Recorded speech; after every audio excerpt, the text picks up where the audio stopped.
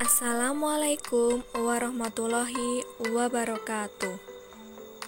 Selamat pagi teman-teman kelas 6. Bagaimana kabar kalian? Semoga kalian semua di rumah dalam keadaan yang sehat ya, amin. Nah, kalian harus tetap semangat belajarnya dari rumah. Selalu menjaga ibadahmu, sholat tepat waktu, dan jangan lupa untuk selalu hafalan dan mengirimnya setiap pagi hari ke Ustadz Yusril, oke? Nah, teman-teman, selain itu kalian di rumah juga harus menjaga kesehatan, menerapkan protokol kesehatan dengan 3M. 1. Mencuci tangan, 2. Menggunakan masker, dan yang ketiga menjaga jarak. Semoga kita semua terhindar dari wabah virus ini dan semoga juga virus ini bisa segera berakhir ya. Nah, sebelum memulai pembelajaran hari ini, yuk kita berdoa dulu supaya ilmu yang kalian dapatkan hari ini bisa bermanfaat untuk kalian. Berdoa dimulai. Selesai. Nah, hari ini kita akan melanjutkan di tema 6, masih di tema 6 untuk mata pelajaran SPDB. Sebenarnya di SPDB ini masih ada 2 materi. Yang satu ragam tarian di Indonesia yang akan disampaikan hari ini, dan ada juga reklame, tapi reklame sudah disampaikan di semester 1.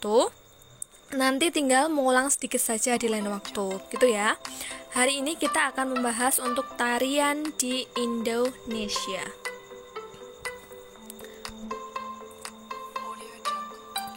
Ragam tarian di Indonesia itu ada tari kreasi.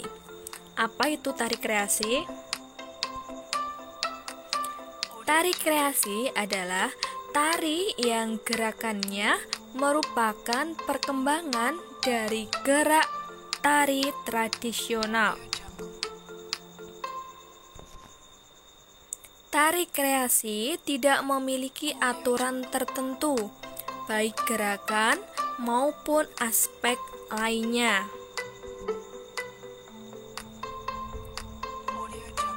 Nah, tari kreasi ini terbagi menjadi 3 jenis, yaitu yang pertama ada tari kreasi daerah atau tradisional, di mana tari kreasi daerah itu adalah tari yang mengalami perubahan dari tari tradisi, baik bentuk, gerak, ataupun aspek lainnya, tetapi dalam konteks ciri khas dari daerah tersebut. Jadi sudah terjadi perubahan, tetapi tetap memperhatikan bentuk, gerak, ataupun aspeknya. Kemudian yang kedua ada tari kreasi modern. Nah, di zaman sekarang ini banyak sekali tari kreasi modern yang sudah bermunculan. Nah, tari ini tidak memiliki aturan tertentu, baik dalam bentuk gerak maupun aspek lainnya. Jadi gerakannya bebas, tidak terkait dengan aturan-aturan tertentu. Kemudian yang ketiga ada tari kreasi kontemporer, di mana tarian ini dibuat berdasarkan isu yang sedang beredar pada waktu tertentu. Jadi tari kreasi kontemporer ini merupakan tarian yang dibuat berdasarkan isu-isu yang beredar pada waktu tertentu. Tolong setiap Bu Eni menjelaskan, kalian memperhatikan karena nanti di akhir video akan ada beberapa soal yang Bu Eni ambil dari materi ini. Gitu ya. Jadi kalian jangan terpaku ketika ada soal terus membuka Google. Itu kurang tepat ya, karena setiap soal yang diberikan Bapak Ibu guru itu sudah ada semua di materi. Jika kalian menyimak materinya dengan baik-baik, maka sudah dipastikan kalian akan bisa mengerjakan soal-soal tersebut. Oke, kita lanjut. Nah, Dayu, anak yang kreatif dan pandai menari.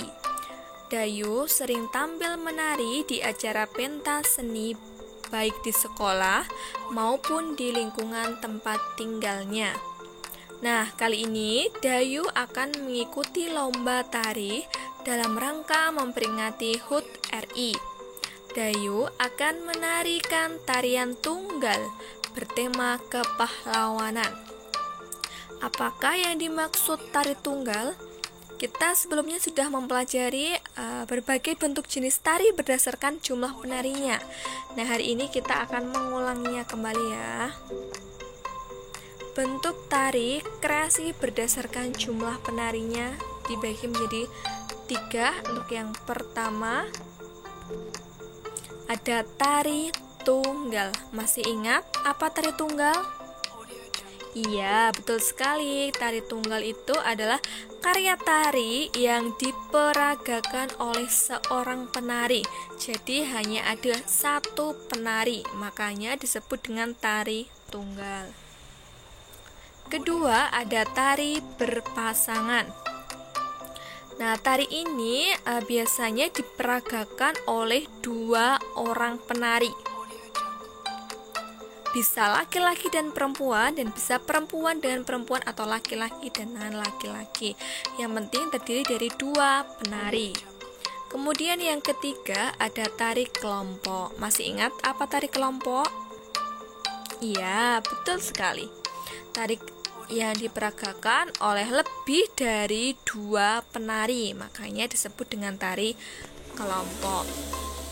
Nah, hari ini teman-teman kita akan mempelajari untuk contoh dari tari tunggal. Jadi nanti Bu ini akan menjelaskan atau memberikan contoh beberapa tarian yang termasuk tari tunggal ya. Jika kalian sudah mengambil LKS aktivitas siswa, kalian juga bisa membukanya di halaman 7 sampai 8 itu untuk materi SPDP-nya. Oke. Nah, sebelumnya yuk kita lihat contoh tari kreasi tunggal, yaitu tari merak yang berasal dari Jawa Barat. Coba kalian simak ya.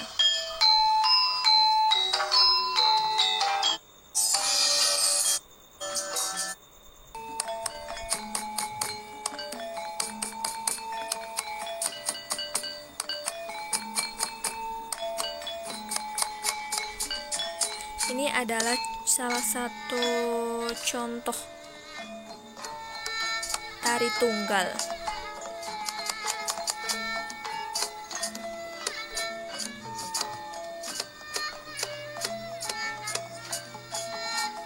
Coba kalian perhatikan untuk setiap gerakannya.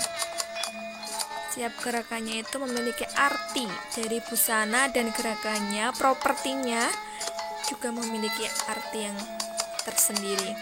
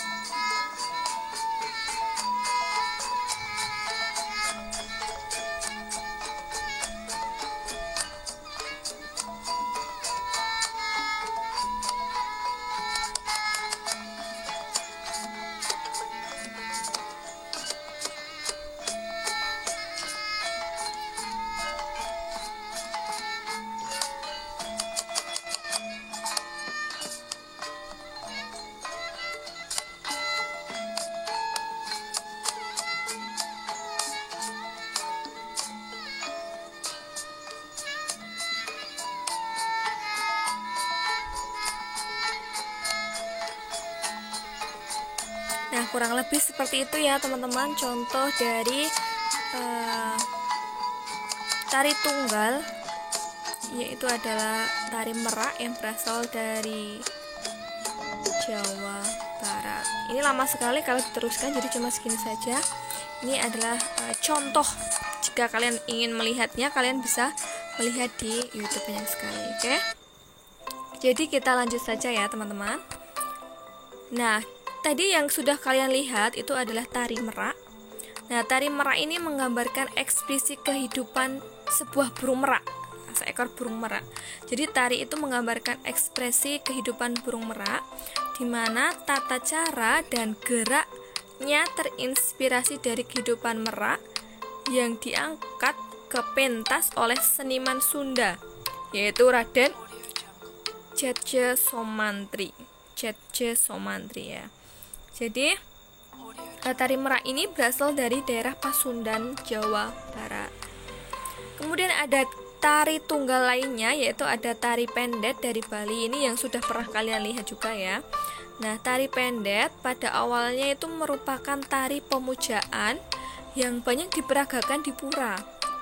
Pura itu adalah tempat ibadah umat Hindu di Bali. Nah, tarian ini melambangkan penyambutan atas turunnya dewata ke alam dunia. Itu berasal dari Bali.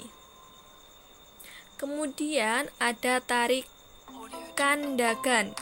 Ini contohnya ada tari Kandagan, yaitu dari Jawa Barat. Tarian Kandagan ini adalah tarian yang dibawakan oleh penari putri biasanya dan tergolong berkarakter gagah. Kandagan sendiri mempunyai arti wadah sehingga dapat diartikan sebuah tempat menyimpan perhiasan dan barang-barang berharga lainnya. Sehingga nama tari Kandagan biasanya juga dimaksud tempat kumpulnya gerak-gerak tari. Itu ada Kandagan dari Jawa Barat.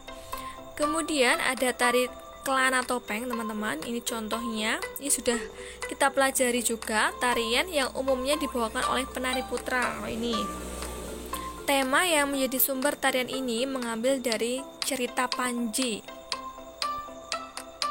Gerak-gerik tariannya menggambarkan Prabu Kelana yang sedang menghias diri. Itu tari Kelana. Kemudian selanjutnya ada tari Remo dari Jawa Timur. Tari Remo ini merupakan tarian yang menceritakan tentang perjuangan seorang pangeran dalam medan laga. Nah, dalam perkembangannya tarian ini menjadi lebih garang, ditarikan oleh seorang perempuan sehingga ada atau muncul gaya tarian Remo dalam versi putri atau tarian Remo putri. Itu asalnya dari Jawa Timur. Sehingga untuk pembelajaran hari ini teman-teman bisa disimpulkan bahwa tarian daerah itu merupakan akar budaya nasional. Ingat, tarian daerah itu merupakan akar budaya nasional. Oleh karena itu, kamu berhak dan wajib melestarikan tarian daerah dengan cara mempelajarinya tanpa membedakan asal daerah setiap tarian.